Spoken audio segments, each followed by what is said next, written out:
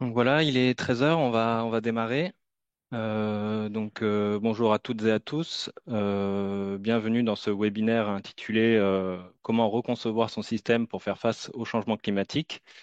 Notre cas d'étude, c'est une exploitation qui est liée au lycée agricole d'Alby-Font-Labour. Donc, pour nous en parler, on accueille aujourd'hui Jean-Noël Bertrand Trouvé, professeur d'agronomie au lycée. Bonjour Bonjour, bonjour à Jean-Noël. tous. Donc, quant à moi, je m'appelle Thomas Devienne. Donc, je suis chargé de projet agroécologie biodiversité chez Solagro et je vais introduire ce webinaire et notamment vous donner quelques contextes climatiques. Avant de démarrer, quelques petites règles.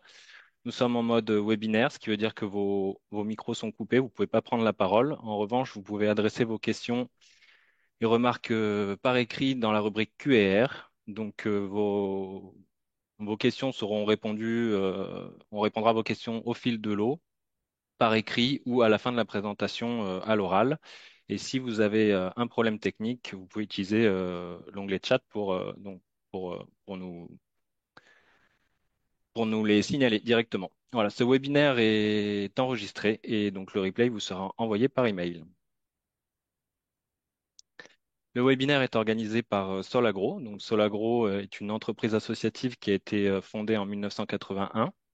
Donc ça fait 40 ans que Solagro agit au service des transitions énergétiques, climatiques, agricoles et alimentaires. Son équipe pluridisciplinaire, composée d'ingénieurs énergéticiens, agronomes, spécialistes des sciences humaines, aborde de manière systémique les défis qui pèsent sur l'environnement et sur le vivant dans une vision d'ensemble et de long terme, donc du champ à l'assiette et de la ferme au territoire. L'activité de Solagro s'organise autour de différentes activités transversales, agroécologie, biodiversité, climat, énergie, alimentation, bioéconomie, bioressources et prospective. Donc nous travaillons sur toute la France et en Europe avec tous les acteurs qui s'engagent pour la transition, c'est-à-dire agriculteurs, collectivités, instituts de recherche, services de l'État et entreprises. OSAE. Ce webinaire est organisé dans le cadre du programme OSAE, qui est un projet porté par Solagro et qui se matérialise avant tout au travers d'un centre de ressources sur l'agroécologie, disponible sur le site internet oselagroécologie.org. Donc, euh, Sur ce site, vous trouverez notamment des témoignages d'agriculteurs qui ont mis en pratique la transition au sein de leur ferme et ce sur tout un tas de systèmes de production. OSAE, c'est aussi des fiches techniques, du partage de publications, l'organisation de webinaires comme aujourd'hui et des visites de ferme. Et donc d'ailleurs, nous organisons la caserne de l'agroécologie prochainement, du 27 janvier au 7 février où les quelques fermes Osae ouvrent leurs portes sur une demi-journée. Et, et cette année, la thématique de la quinzaine de l'agroécologie sera l'adaptation au changement climatique. Et d'ailleurs, à ce titre, la ferme de Bellegarde qui nous intéresse aujourd'hui ouvre ses portes le 28 février après-midi, le 28 janvier après-midi, pardon.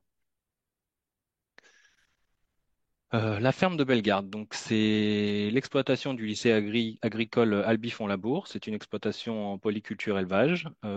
Sa SAU de 164 hectares est composée de blé, de prairies, de maïs et de cultures fourragères, euh, notamment maïs fourrage, métail, sorgho, betterave fourragère. Et son cheptel de 98 UGB est composé de 70 vaches laitières, de génisses et de veaux, et donc pour une production annuelle de 700 000 litres par an. Donc ce sont des vaches Primolstein. Et donc il y a trois UTH la main-d'œuvre qui travaille enfin, trois UTH qui travaillent sur la ferme. La ferme de Bellegarde, nous l'avons rencontrée à Solagro pour la première fois grâce au projet AgriAdapt qui a eu lieu entre 2016 et 2020. AgriAdapt, c'est un projet européen soutenu par le programme LIFE. Et l'objectif était d'évaluer la vulnérabilité des principales productions agricoles européennes face au changement climatique et de proposer des plans d'adaptation. Donc la ferme de Bellegarde était une des 120 fermes pilotes de ce projet. Ensuite, nous avons réalisé l'année dernière, il y a quasiment tout juste un an, le témoignage de la ferme de Bellegarde dans Osae. Donc, elle est disponible, le témoignage est disponible sur le site pour justement mettre en valeur toutes les actions qui ont été mises en place suite au projet, notamment suite au projet AgriAdapt.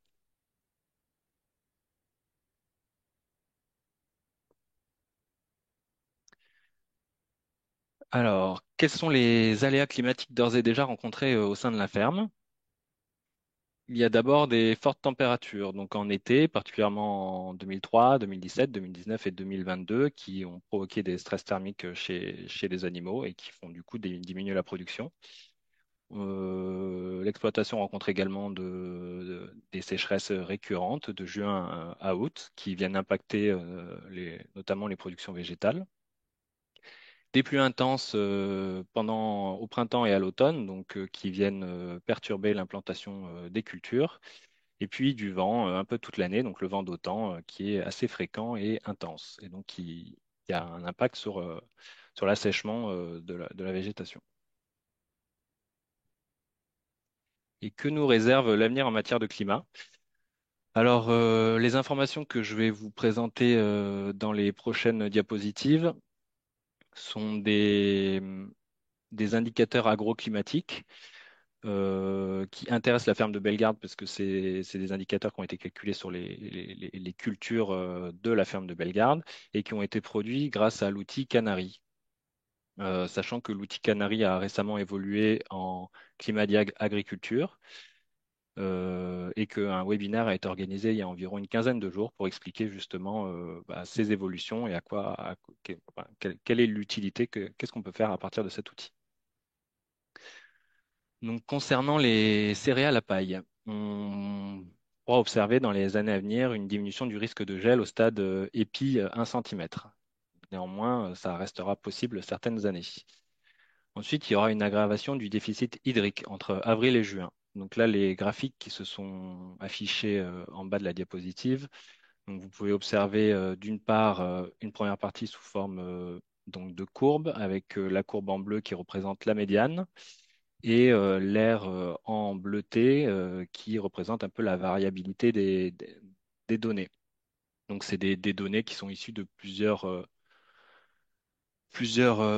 modèles de prédiction et donc c'est pour ça qu'il y a une variabilité des données. Et donc à droite, ces informations sont résumées sous forme de box plot. Donc avec pareil la médiane représentée par cette petite ligne-là et ensuite la distribution des données, la variabilité des données qu'on retrouve ici.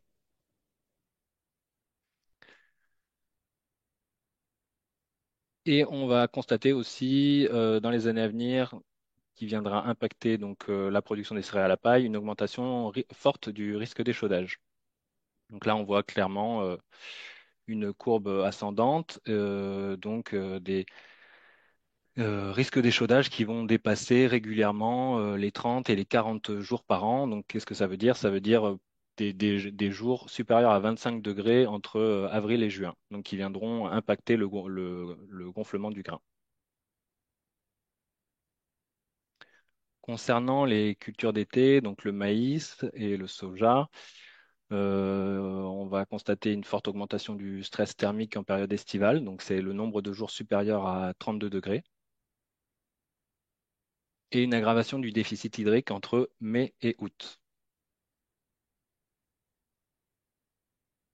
Enfin, concernant les prairies et le troupeau, euh, on s'attend donc à un redémarrage précoce de la pousse de l'herbe, donc on va gagner environ une semaine pour mettre en pâture le troupeau dans le cas de sol portant. Et une aggravation du déficit hydrique de 70% sur l'année et de 50% sur la période de mai et août, donc on l'a vu précédemment pour le maïs, et donc un arrêt de la croissance de l'herbe en période estivale. Et enfin, une dégradation forte du confort thermique du troupeau et donc une diminution de la production de lait liée au stress thermique. Voilà, donc je vais maintenant laisser la parole à Jean-Noël pour nous parler donc des actions d'adaptation mises en place sur l'exploitation du lycée agricole. Voilà, donc rebonjour. Donc moi je suis enseignant en agronomie Et puis, depuis quelques années, avec les classes de BTS Axe, donc analyse, conduite, stratégie de l'exploitation agricole, on travaille plus particulièrement sur les couverts végétaux et les métairies, les prairies multi-espèces. Et puis donc, depuis l'an dernier, j'ai pris en charge avec mon collègue Jean-Pierre Estival donc la mission sur Climatera. Donc, je vais revenir un petit peu sur l'historique de l'exploitation, ce qui a commencé à nous faire réfléchir sur l'évolution des pratiques sur l'exploitation à partir de 2015. C'est pour ça que je présente un petit peu le contexte de 2015. Donc, on était sur un système très classique en vache laitière avec alimentation maïs, ensilage et soja avec une alimentation, les vaches étaient tout le temps à l'intérieur. Il y avait que les génisses et les taris qui allaient pâturer à l'extérieur. On était sur un système aussi où il y avait un labour systématique sur culture annuelle et puis des parcelles qui voyaient où les rotations étaient très très courtes. Quelquefois on faisait maïs sur maïs et d'autres fois maïs sur céréales, mais avec des parties réservées aux prairies temporaires et des parties réservées aux cultures annuelles. Et ce qui nous a déclenché la réflexion, c'est le problème économique de 2015 où on produisait un lait, notre coût de production était supérieur au prix de vente, et donc un problème économique. Et là-dessus, en 2015, il y a eu un changement aussi de personne, puisqu'un nouveau directeur de l'EPL, hein, donc l'établissement public local qui regroupe le lycée, les fermes et les différents centres constitutifs, et également un nouveau chef d'exploitation, directeur d'exploitation et on s'est mis autour de la table, les enseignants, les ouvriers de la ferme, les directeurs, pour dire ben, qu'est-ce qu'on fait. Et plusieurs questions se sont levées. Est-ce qu'on continue à faire du lait ou est-ce qu'on continue ou on arrête le lait? Est-ce que si on continue à faire du lait, est-ce qu'on garde les mêmes races? Voilà, un petit peu toutes ces questions. Là-dessus, en 2016, donc, nous avons participer à AgriAdapt avec Solagro sur le diagnostic. Donc, les photos sont un peu floues, mais elles regroupent ce qu'a dit tout à l'heure Thomas sur les impacts des dérèglements climatiques, les problèmes de sécheresse, de température. Voilà, nous, on est sous un climat qui est, comment on appelle ça, enfin, qu'on peut appeler semi-méditerranéen, mais avec des influences océaniques. Mais on a des étés très secs, effectivement, et chauds, parfois très chauds, et puis en général des printemps pluvieux, des automnes pluvieux. Voilà. Alors comment on peut s'adapter? Donc on va voir au fil du temps comment on a réagi à ça. Et donc les adaptations qu'on a mis en œuvre. La première qui a guidé les choses, c'était de se dire on veut produire du lait moins cher. On est parti sur le fait qu'on gardait la même race, parce qu'il y avait eu tout un travail génétique avant et on avait des vaches performantes. On était autour de 9000 litres de lait par vache, par lactation. Euh, donc on a gardé la production laitière, on a gardé la même race. Par contre, on s'est dit, il faut baisser notre coût de production. Dans le même temps, il y avait les lycées agricoles hein, sont gérés par la région et la région a mis de l'argent, c'est venu qu'en 2020, mais pour refaire un nouveau bâtiment. Ça, c'était indispensable parce que euh, les bâtiments étaient très vétustes. Et ensuite, on s'est dit, ben, pour faire baisser le coût de production, sur quoi on peut jouer, étant donné qu'on n'a pas les moyens d'augmenter le prix du lait, hein, donc on va baisser nos coûts de production. On s'est dit, on va changer l'alimentation. L'objectif qui est arrivé, c'est de dire, ben, on va baisser le maïs ensilage qui est cher à produire. Il faut préciser qu'on a eu un lac collinaire sur la ferme qui nous permet l'irrigation, et on a de l'irrigation. Donc ça, c'est un atout important. Donc on va remplacer quand même le maïs ensilage qui est cher à produire, culture annuelle, et on va tendre vers l'autonomie alimentaire qu'on n'avait pas, autonomie en fourrage grossier, mais également autonomie en protéines. Aujourd'hui, on n'est pas encore tout à fait rendu à l'autonomie en protéines, mais ça évolue pas mal. Et donc, il fallait mettre en place quelque chose, et ça a été notamment les métailles. Hein, donc, métailles, donc nous, les mélanges qu'on fait, ce sont des graminées avec du blé, de l'avoine, et soit triticale, soit seigle, pour 60%. Et 40% restants, c'est pois ou évesse ou pois et trèfle.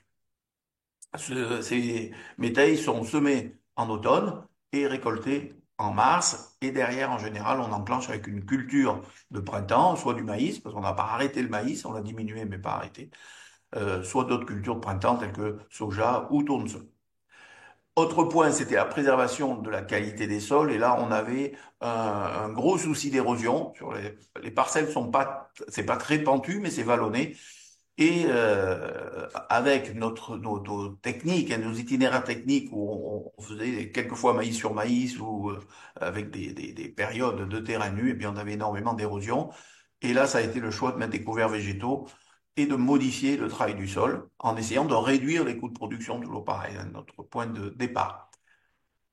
Ensuite, pour la gestion de l'eau, le fait de faire des travaux nous a à la fois obligés et puis, j'allais dire, on est rentré dans l'idée de récupérer les eaux de pluie, donc bassin de rétention, et remettre en état un captage qui, lui, était soumis à nos techniques, je veux dire, nos itinéraires techniques qui utilisaient beaucoup d'intrants et donc soumis à une qualité médiocre. On ne pouvait plus utiliser ce captage pour alimenter en eau les vaches, en eau boisson.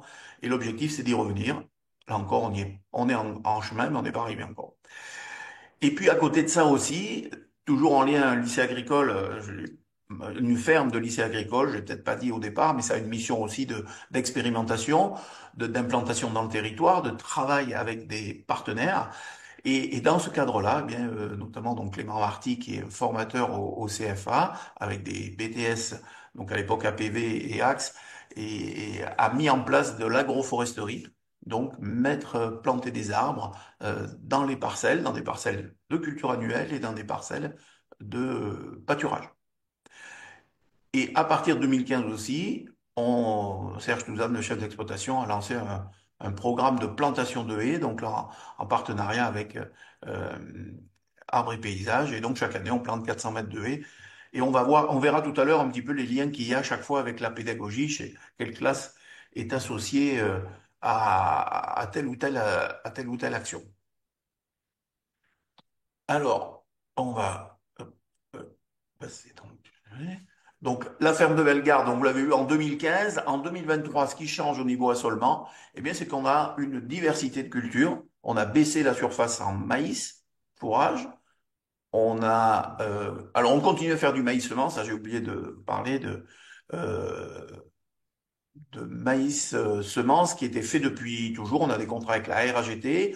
Les surfaces de maïs semence varient. Au maximum, on est à 20 hectares. Certaines années, on est descendu à 7 hectares. Mais on est autour. L'an dernier, on était à 13 hectares de maïs semence. Donc ça, c'est une particularité aussi. La ferme s'appuie au niveau revenu, hein, au niveau chiffre d'affaires. Une grosse partie, le lait, bien sûr. Et puis, l'autre partie, c'est le maïs semence.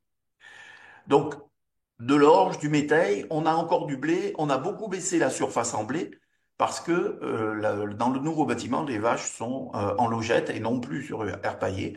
Et donc le besoin de paille est moindre, a baissé, et ça a permis d'introduire d'autres cultures, hein, comme le sorgho, comme la févrole également. Euh, on a mis certaines années, on fait du colza, la betterave fourragère aussi qui est mise en place pour l'alimentation des vaches. Et donc, on a diversifié.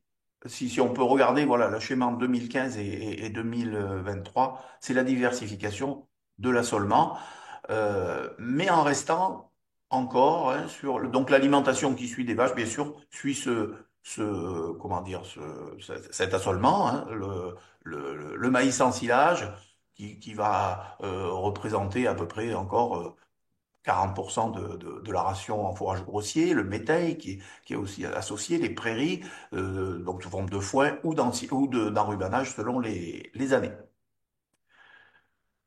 Donc la présentation et voilà. Donc l'alimentation du troupeau, on y vient. Donc aujourd'hui, c'est ça, c'est un mélange.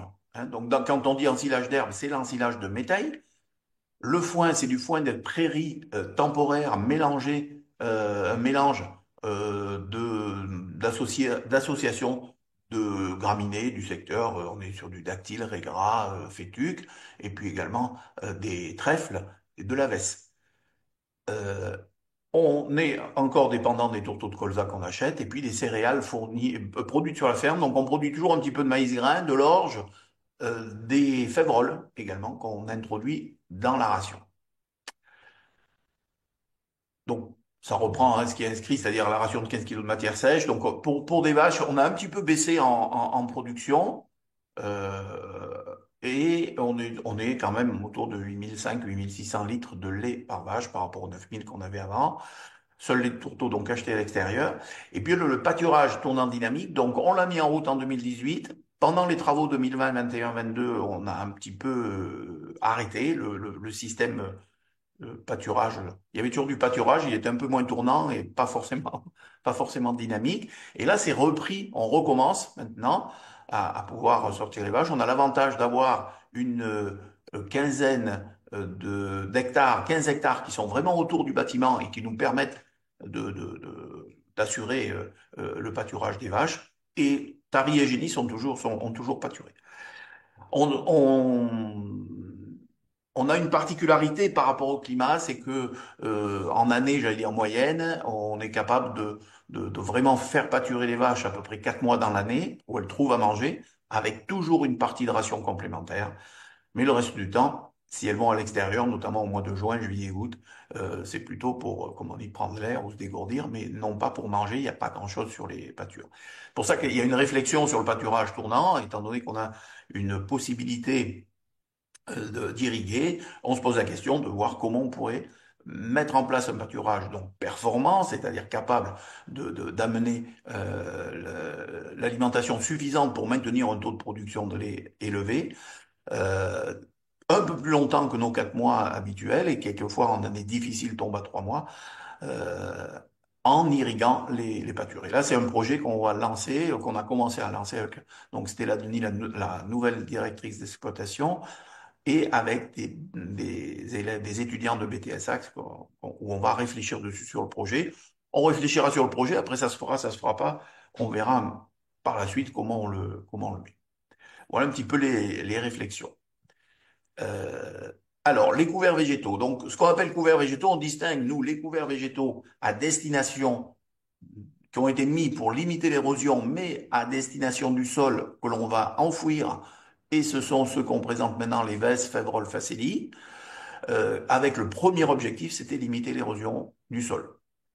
Et on avait une parcelle, donc là pour la petite peut-être anecdote, hein, on avait une parcelle donc la ferme a été rachetée en 2001 par le lycée.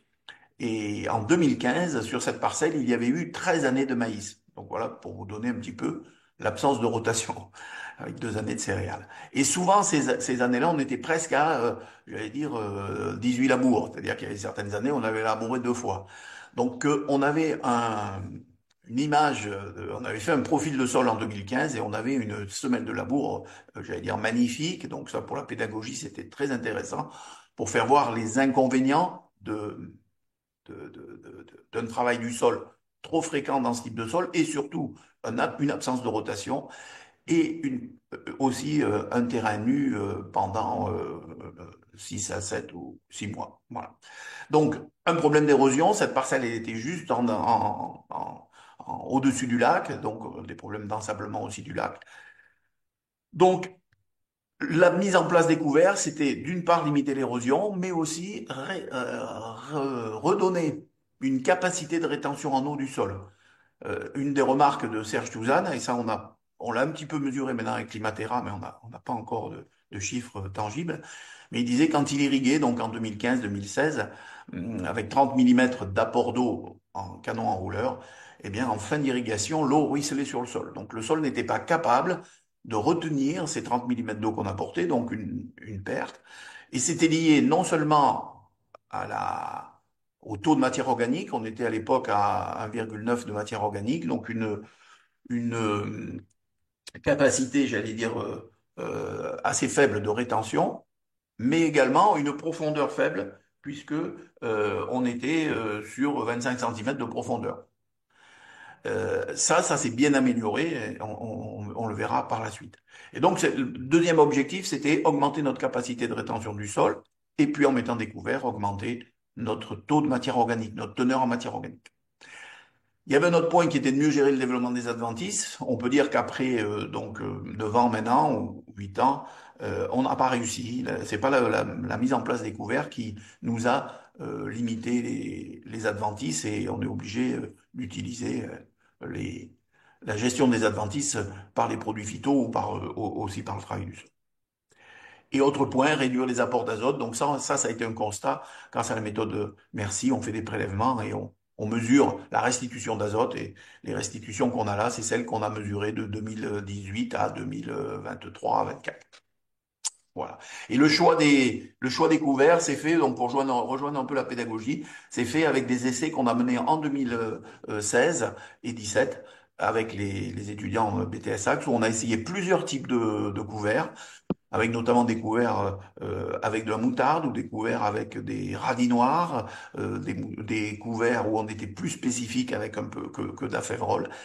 Et en fait, le couvert qui a le mieux répondu à notre attente de limiter l'érosion et en même temps de permettre derrière une culture de maïs avec des rendements corrects, eh bien c'est la veste févrole Facelli et on est parti là-dessus.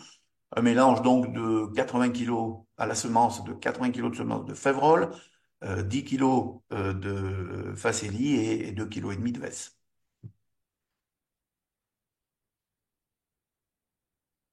Alors ben voilà, je parlais déjà, j'avais oublié que j'avais les résultats concrets derrière. Donc voilà, les analyses, le taux de matière organique a évolué, 2,3%, la réserve facilement utilisable qui a augmenté en millimètres par centimètre de sol, mais qui a aussi, grâce à la profondeur de sol, qu'on trouve maintenant des racines donc à des profondeurs qui vont facilement jusqu'à 60 ou 70 centimètres. Donc ça a permis de bien évoluer à ce niveau-là. Et donc, on a une réserve plus intéressante, ce qui nous permet, là aussi, le constat, ben, c'est que quand on irrigue déjà les 30 millimètres, ils sont tous retenus par le sol et il n'y a plus de ruissellement dessus. Voilà, donc là, on voit les deux images de sol. À gauche, la partie avec la semelle de labour, hein, qu'on voit assez nettement, je vais dire. Et puis, à droite, en 2023, où on a des racines qui se développent beaucoup plus profondément dans le profil de sol.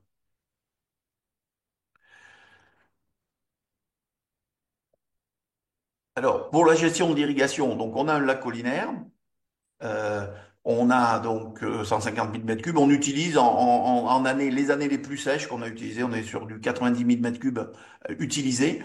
Euh, on arrose donc principalement le maïs fourrage, le maïs semence et le soja les années où on fait du soja. Et on réfléchit à irriguer donc les pâtures.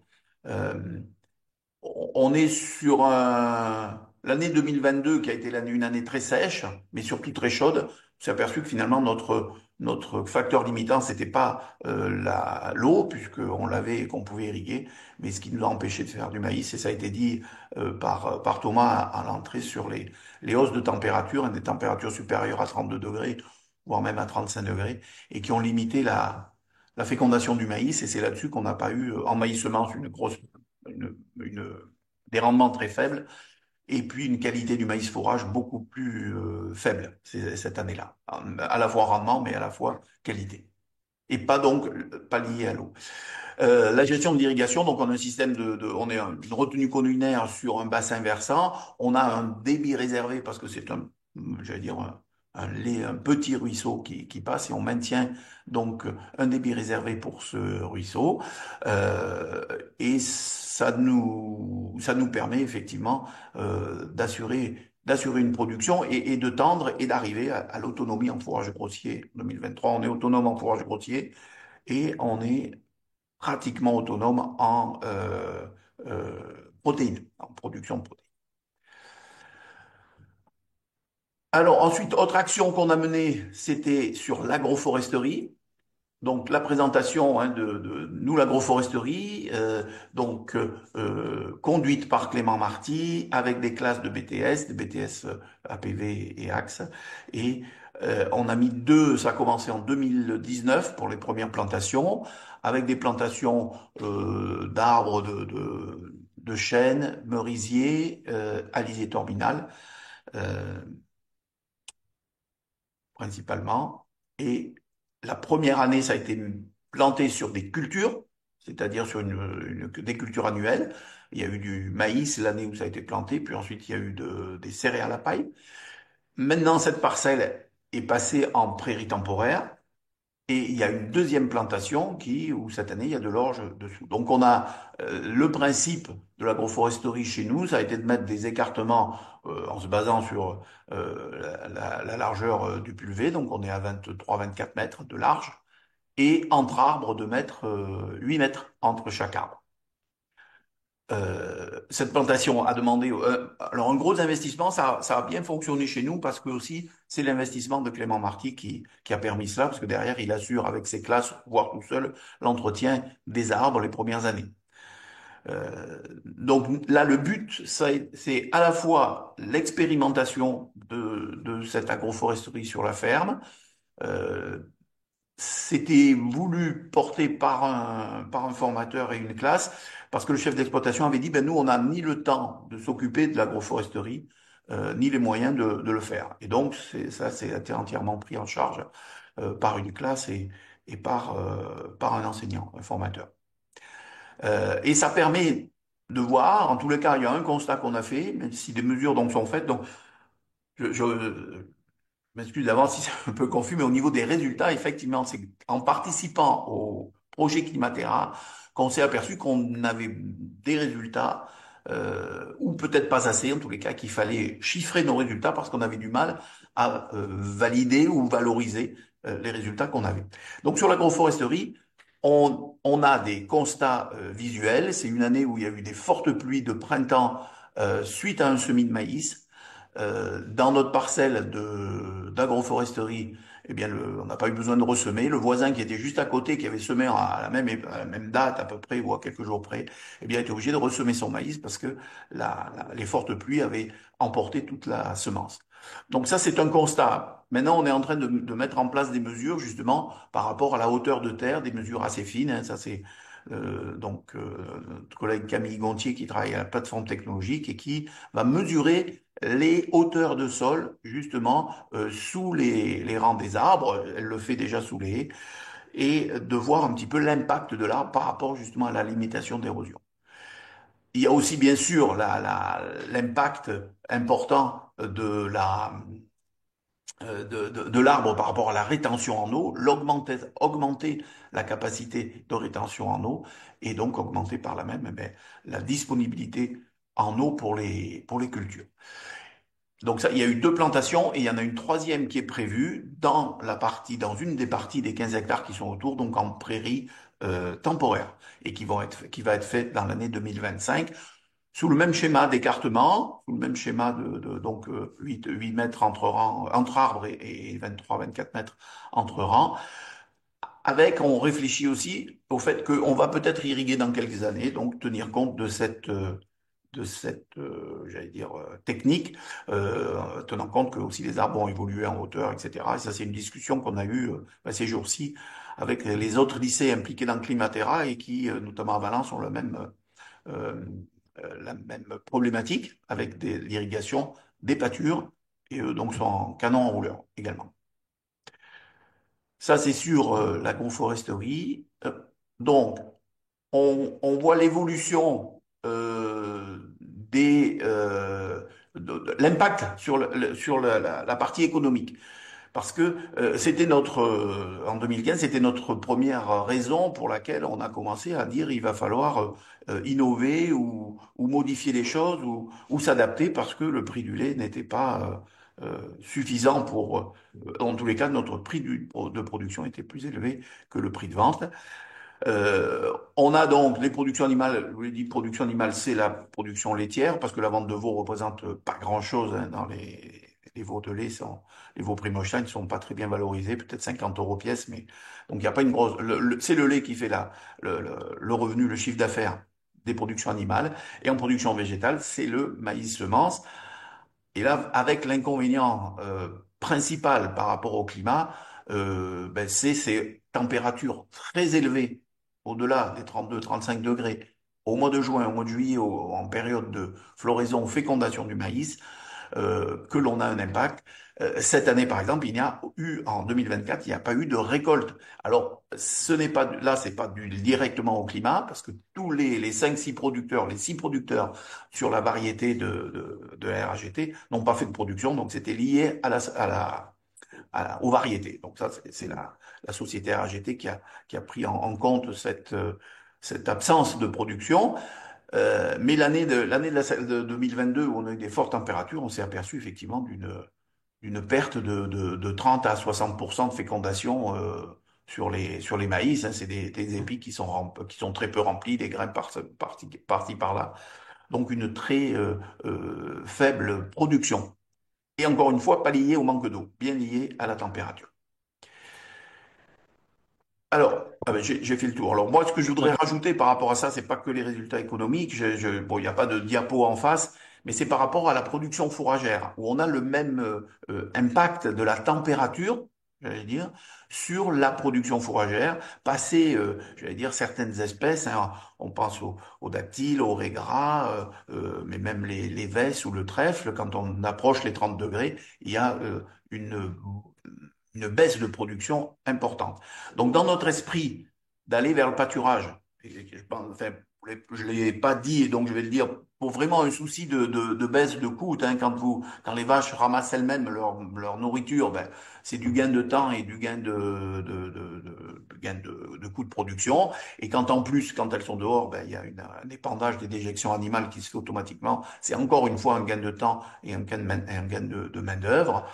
Euh, mais dans un souci c'est pour ça qu'on a mis les chiffres économiques, dans un souci où la production laitière représente 70% du chiffre d'affaires, il faut garder un niveau de production assez élevé. Et est-ce qu'on en est capable avec des pâtures, des prairies, multi-espèces, des mélanges, même avec l'irrigation pour garantir la production? Et c'est la grosse problématique du moment sur l'exploitation.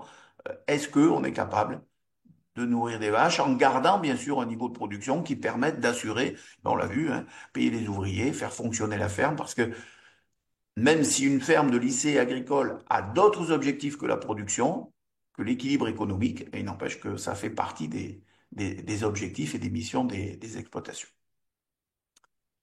Voilà, Thomas, je sais pas au niveau temps si c'est bon. Bah, au niveau temps, c'est parfait. On est même légèrement en avance, donc on a le temps de répondre aux questions. Puis il n'y en a Oui, pas non plus énormément, donc n'hésitez pas à en poser d'autres si vous le souhaitez.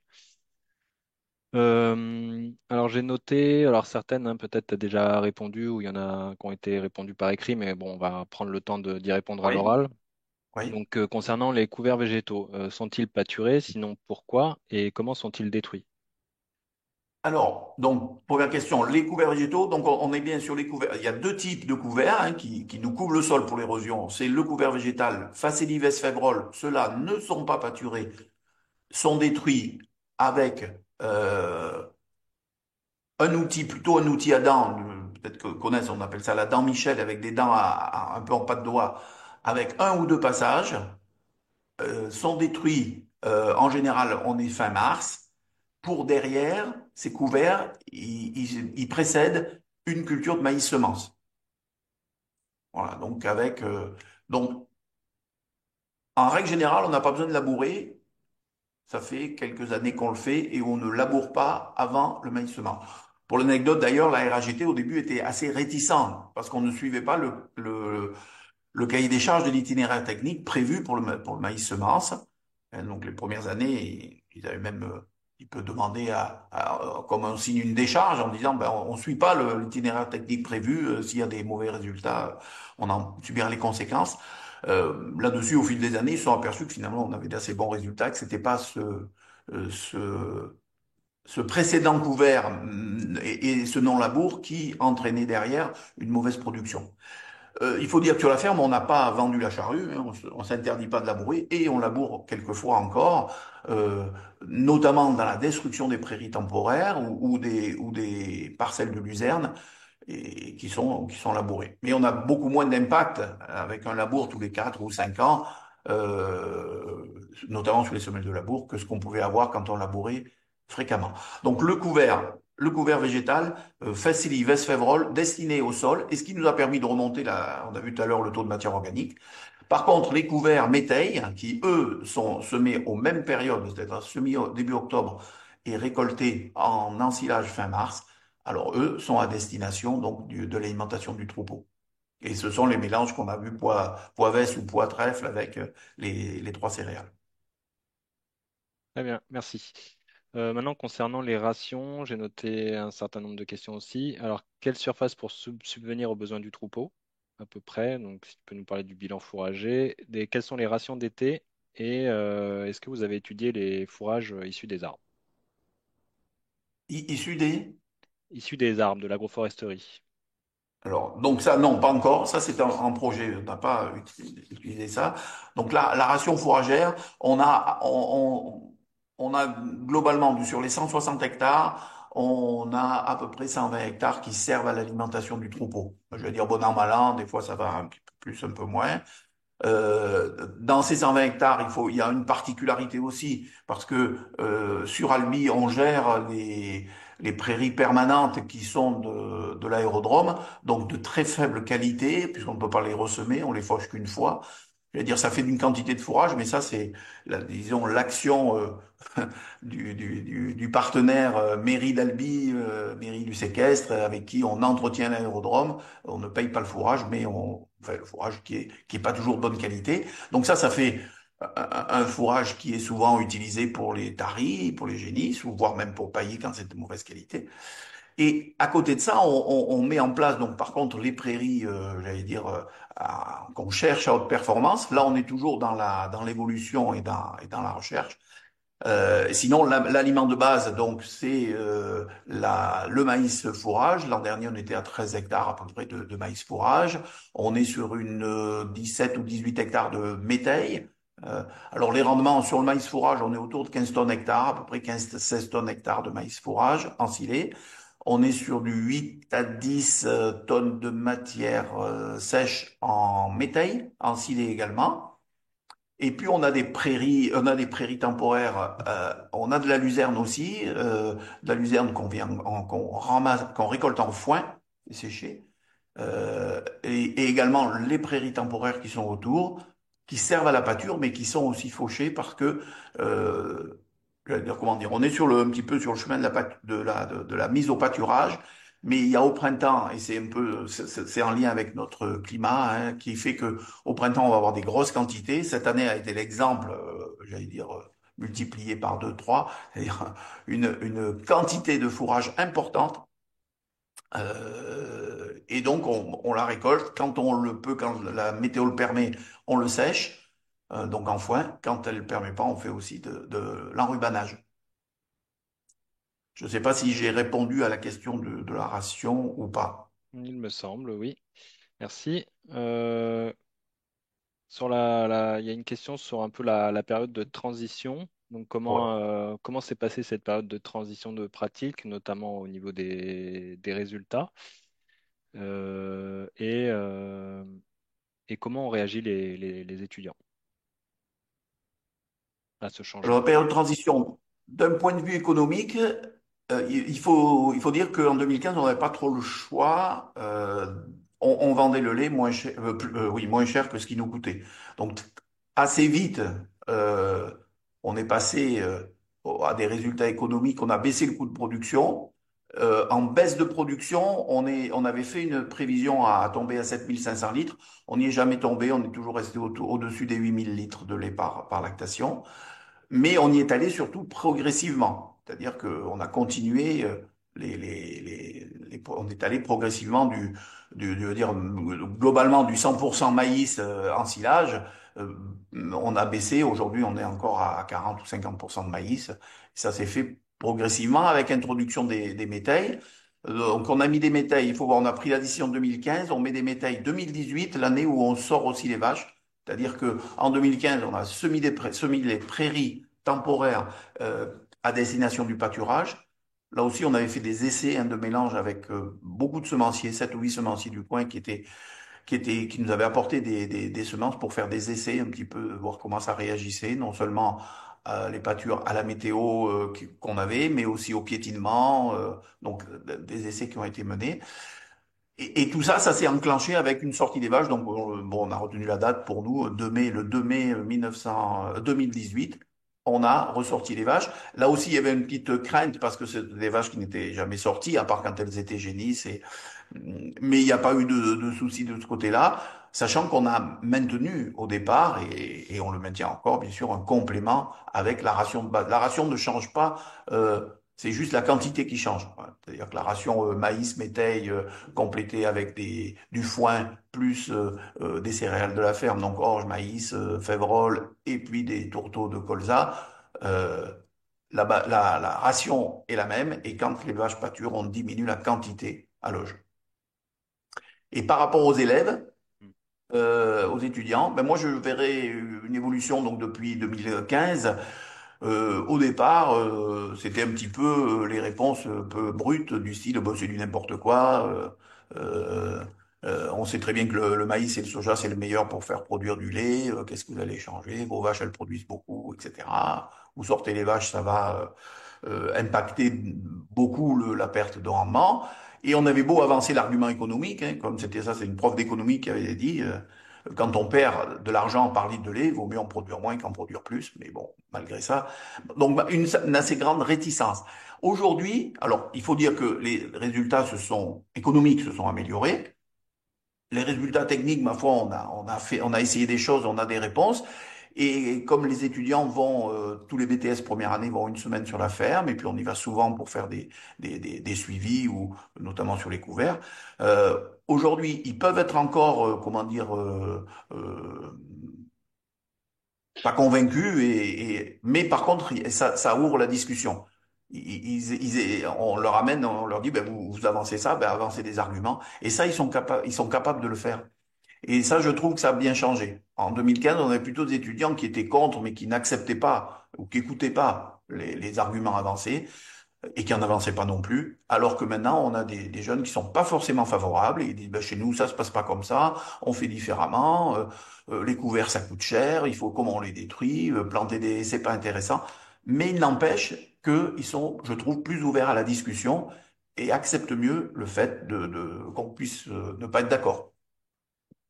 Et donc, tu nous as présenté les résultats, enfin l'évolution du chiffre d'affaires. Est-ce que tu pourrais nous parler plus, je sais pas, de l'EBE ou enfin, des bénéfices, de l'évolution du bénéfice, Alors, l'évolution du bénéfice, donc on était en de perte la dans marge les années brute? 15, 16, 17, 18, la ferme était en perte, et 18, à partir de 18, alors j'ai un peu du mal, parce que la comptabilité d'une exploitation agricole, de lycée agricole, c'est pas la même comptabilité qu'une exploitation agricole, et donc par exemple, je ne connais pas le BE, parce qu'en fait, la partie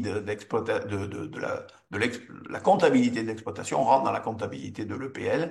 Et là, aujourd'hui, effectivement, ça, je ne le sais pas. Je ne peux pas vous dire ça. Par contre, à partir de 2018, elle est bénéficiaire, la ferme, donc dégage un bénéfice qui rentre bien sûr dans le pot commun de l'EPL.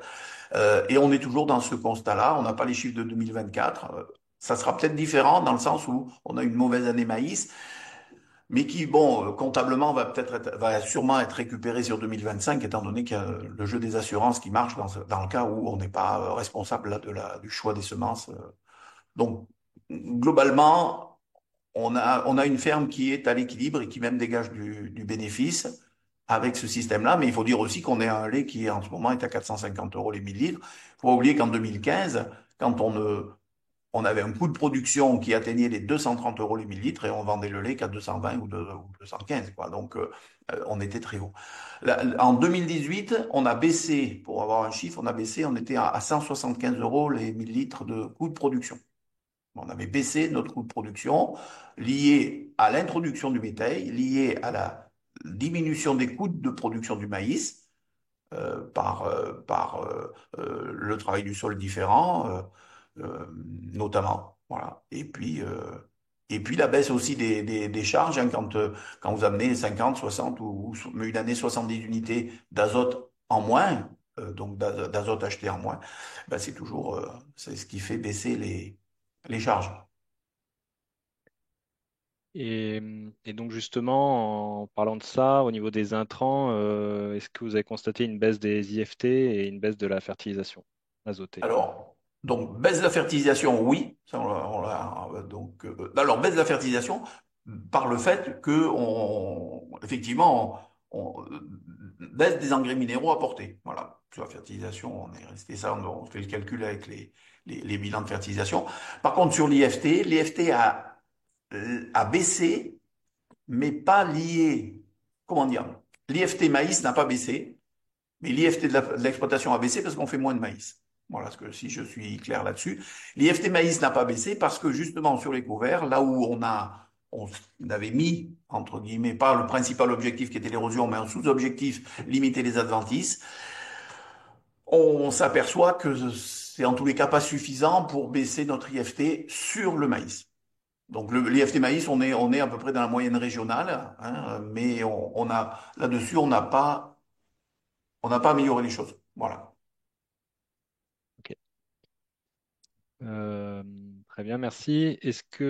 Alors, quelles sont la nature des sols? Les sols sont-ils drainés et serait-il envisageable de faire notamment ce type de couvert avec leur destruction sur des terres fortes? Alors, nous, on est sur des terres argilo-limoneuses, certaines plutôt limoneuses, limite battance. Voilà. Euh, la question, Les sols sont-ils drainés? non, on n'a pas de drainage sur les parcelles. Et Voilà. Et est-ce que sur, envisageable de faire ce type de couvert et ce type de destruction sur des terres fortes? alors, honnêtement, je ne sais pas. Je l'ai dit au départ, le choix du couvert, il est vraiment lié à notre contexte, à la fois d'objectif et à la fois de terrain, à la fois de sol. Nous, on a fait des essais pour le trouver. Je prendrai juste cette comparaison avec le voisin qui a essayé une année de faire un couvert. Il a mis le même couvert que nous, la semaine à la même date. Il nous a dit, oh, ben, chez moi, ça n'a pas fonctionné, j'arrête, je fais plus de couvert. Et bon, on n'a pas eu l'occasion, même si le chef d'exploitation, Serge, avait essayé de lui discuter, de lui dire, mais que le couvert est adapté en fonction de ses objectifs. Est-ce qu'il l'a fait simplement pour faire comme nous? Et dans ce cas-là, ben, peut-être que on comprend qu'il est plus que que c'était un échec, et lui a expliqué la façon dont nous on avait fait. Donc par rapport aux terres fortes, je serais un petit peu embêté de le dire. La destruction, effectivement, c'est le fait que Facelli et Févrole se détruisent très facilement en y roulant dessus et avec un outil à dents. Chez nous, ça fonctionne bien. Voilà. Mais là, j'aurais du mal à dire. Est-ce que c'est le type de sol? En tous les cas, le choix des couverts est important. Savoir ce qu'on veut, comment on veut le détruire, le type de sol, et je reviens là-dessus, surtout sur l'objectif de départ. Juste pour finir, nous on avait essayé la moutarde, on n'a pas su la détruire. Donc avec ce même système, on l'a mal détruit. L'année d'après, le maïs en a pâti dans les endroits où la moutarde n'a pas été détruite. Et idem pour le maïs, le radis noir. Hein. Le radis noir, l'a mal détruit, ce qui fait que l'année d'après, il y a eu compétition avec le maïs. Ok. Euh, Envisagez-vous une alternative au tourteau de soja? Alors, déjà, on est en tourteau de colza, on diminue, on n'a pratiquement plus de tourteau de colza. On a fait des essais avec le soja extrudé. Il y a une coop, Neocoop, donc qui est un partenaire avec nous, qui collecte les céréales et qui fabrique des aliments et qui fait du soja extrudé. On l'a essayé, sauf que ça, il faut être très vigilant par rapport à la quantité qu'on met dans la ration et donc c'est un peu compliqué. Notre objectif pour les protéines, c'est d'essayer de mettre donc des protéines dans les prairies et de donner de faire pâturer plus longtemps, oui, plus longtemps, et également d'avoir peut-être un fourrage mélange plus riche en protéines. Mais ça, c'est en réflexion. Donc, remplacer, oui, puisque l'objectif, c'est d'atteindre l'autonomie en protéines, euh, par quoi, on n'a pas encore tout à fait la réponse. On est en recherche. Très bien, merci. Alors, je regarde si on a fait le tour des questions.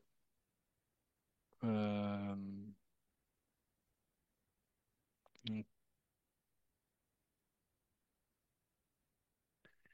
Alors, il y a une question sur la baisse des températures liée à l'agroforesterie. Est-ce que c'est envisageable pour le maïs semence et pour pérenniser cette production? Alors, envisageable pour l'instant, dans la configuration, le maïs semence, un des points d'inconvénient, c'est d'être isolé par rapport aux autres maïs. Et donc, aujourd'hui, dans la configuration de l'exploitation où on a nos parcelles d'agroforesterie, elles ne sont pas dans la zone de maïs semence, puisqu'on fait ça avec six producteurs et que c'est concentré. Mais c'est une question qu'on se pose puisque on va planter l'an prochain de l'agroforesterie donc sur les pâtures, mais ensuite on veut l'étendre à d'autres parcelles de l'exploitation. Donc quand on sera sur les parcelles qui reçoivent régulièrement du maïs semence, la question peut se poser. Sur la baisse de température, aujourd'hui on n'a pas de mesure, mais dès l'an prochain, donc ça c'est Camille Gontier va s'y atteler pour faire des mesures concrètes de variation, de différence de température en fonction des parcelles en agroforesterie ou des parcelles nues. Ok, très bien. Merci. Je vois qu'il y a des questions qui se sont ajoutées. On arrive quasiment à l'heure de fin du webinaire, donc je vais peut-être en poser une dernière et puis le reste, on répondra par écrit. Euh, donc, intégrer du plantain et de la chicorée dans les fourrages pour optimiser la digestion de protéines. Est-ce que vous avez envisagé cette option? Alors, la chicorée a été testée dans les pâtures, dans les essais de pâture. Elle a été redoublée ensuite, donc c'est plutôt positif par rapport à l'appétence des vaches et à la digestion. Après, je reconnais que là, je ne saurais pas répondre sur concrètement ce que ça a apporté au niveau de l'animal. Là, on n'a pas le retour. Je sais simplement qu'avec les essais, ça a été un des mélanges. La présence de la chicorée dans un des mélanges a été renouvelée sur les prairies. Merci beaucoup. Donc, pour clôturer ce webinaire, donc rapidement, je vous fais part des prochains événements. Donc, il y aura un troisième webinaire dans le cadre du projet OSAE qui aura lieu le 11 février 2025, donc intitulé Comment la méthanisation peut-elle s'intégrer à un système agroécologique? Et puis, je vous rappelle également l'organisation de la quinzaine de l'agroécologie qui a lieu donc du 27 janvier au 7 février pour lequel donc le programme sera bientôt publié. Vous pourrez vous inscrire et donc la ferme de Bellegarde ouvre ses portes le 28 janvier après-midi. On est bon. Je vous remercie de votre participation. Merci beaucoup Jean-Noël Oui, pour tout merci le à temps vous. consacré à ce webinaire.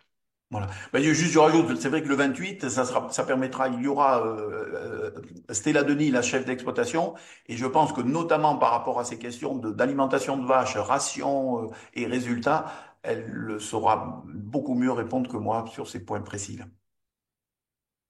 D'accord, merci beaucoup. Merci.